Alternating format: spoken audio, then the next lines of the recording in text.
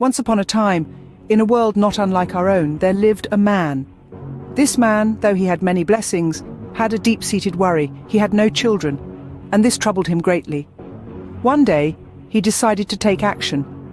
He visited a doctor, a specialist in such matters, to find out if there was a problem. The doctor, a man of few words and many actions, handed him a jar. He instructed our protagonist, "Fill this jar with sperm and bring it to me, then we can conduct a test." The man, although slightly taken aback, accepted the jar and left. The sun rose on a new day, and the man returned to the doctor's office. The jar, however, was empty. The doctor looked at the jar, then at the man, and said, "So, this jar is empty?" The man, looking slightly embarrassed, began to explain. "I tried it with my hand, but it didn't work. I called my wife over and she tried it with her hand, but it didn't work. She even tried it with her mouth, and yet it still didn't work. Then my wife asked our neighbour for help."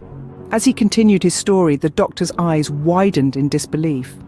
"The woman tried it with her hand, but it didn't work either. She even tried it with her mouth, but still, it didn't work.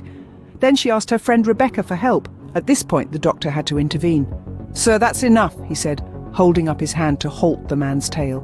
But the man, determined to finish his story, said, "Rebecca tried first with her hand and then with her mouth, but we still couldn't open the lid of the darn jar.